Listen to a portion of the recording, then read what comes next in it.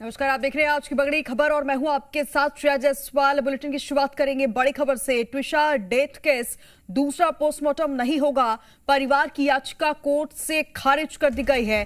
परिवारों की मांग दिल्ली एम्स में दोबारा पोस्टमार्टम हो। ट्विशा के शव के डिकम्पोज होने का खतरा बढ़ा है।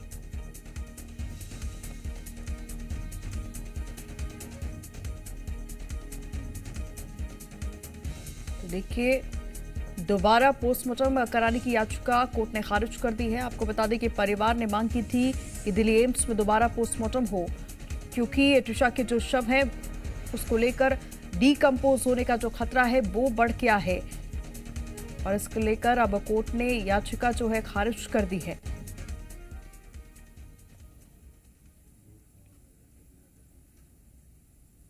ट्विशा डेथ केस से जुड़ी एक और बड़ी खबर आपको बता दें, पति अब भी फरार है। ट्विशा के फरार पति की पुलिस तलाश में जुटी है।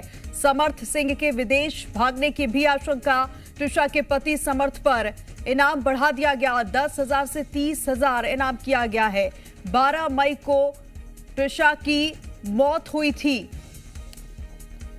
ये बड़ी खबर आपको बता रहे हैं, जहां पर पति अब भी फरार है और ये जो राशि है वो बढ़ाकर 30 कर दी गई है। आपको बता दें कि इनाम राशि भी बढ़ाई गई है, 10,000 से 30,000 इनाम राशि बढ़ा दी गई है। ट्विशा की मौत 12 मई को हुई थी और पति अब भी फरार है। पति के विदेश भागने की भी आशंका जताई जा रही है।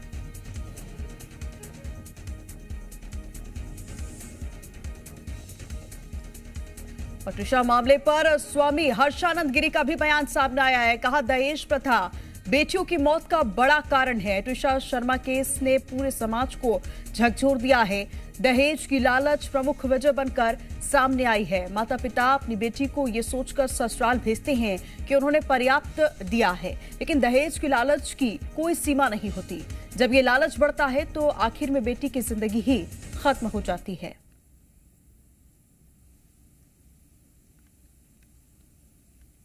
ट्विशा शर्मा, पलक, दीपिका, हाल ही में 3 ऐसे केस जिसने पूरे समाज को झकझोर के रख दिया है। और कारण सिर्फ दहेज की भूखों का, जहां पे आप अपनी बेटी को भेजते हैं ये सोच के कि हम इतना तो दे रहे, इतना उनके लिए काफी होगा, लेकिन नहीं। कहते हैं ना कि मुंह पे खून लग गया तो अब वो तो नहीं जाएगा, अब वो मुंह फाड़ते ही जाएंगे और नहीं मिलेगा उस दिन आपकी बेटी का अंत निश्चित है। ऐसी दहेज की बलि चढ़ी हैं 3 बेटियां। और ज्यादा जानकारी के लिए रंजन भगत हमारे साथ भोपाल से लाइव जुड़ गए हैं। रंजन, ट्विशा डेथ केस में परिवार को निराशा मिली है क्योंकि कोर्ट ने जो परिवार ने दोबारा पोस्टमार्टम कराने की याचिका लगाई थी उसको खारिज कर दिया है, तो अब परिवार का अगला कदम क्या होगा? जी बिल्कुल, देखिए कल ही जो है भोपाल ज़िला कोर्ट ने एक याचिका जो कि परिजनों की तरफ से लगाई गई थी कि दोबारा जो है पोस्टमार्टम कराई जाए, लेकिन याचिका जो है वो सीधे तौर पर खारिज कर दी गई। लेकिन सीधे तौर पर एसएचओ को निर्देश दिए गए कि -80 डिग्री टेम्परेचर में जो है बॉडी को प्रिजर्व रखा जाए।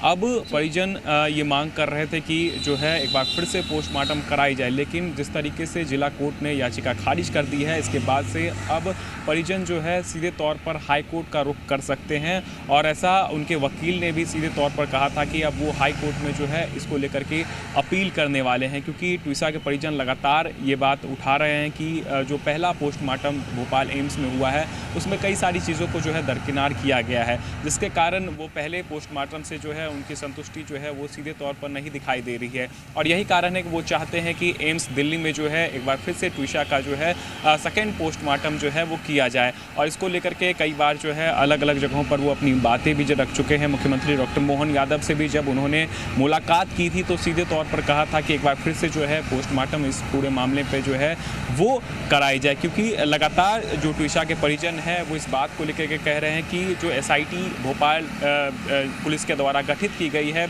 उस पर भी उनको जो है खासा भरोसा नहीं दिख रहा है। और यही कारण है कि लगातार मुख्यमंत्री से भी जब उन्होंने मुलाकात की थी, इस बात को भी जो है उन्होंने सीएम के सामने रखा था, जिसके बाद से सीएम ने भी जो है आश्वासन दिया है कि इस पूरे मामले को लेकर के जो है उच्च स्तरीय जांच जो है वो कहीं ना कहीं कराई जाएगी। लेकिन सबसे बड़ी बात है कि लगातार जो परिजन है वो कई सारे आरोप जो है वो गिरिबाला जो सिंह है उन पर लगा रहे हैं, क्योंकि सीधे तौर पर कहें तो अब 40 नंबर जो है परिजनों ने जारी किया है, जो कि 13 मई को जो है गिरिबाला सिंह ने जो है बातचीत की है।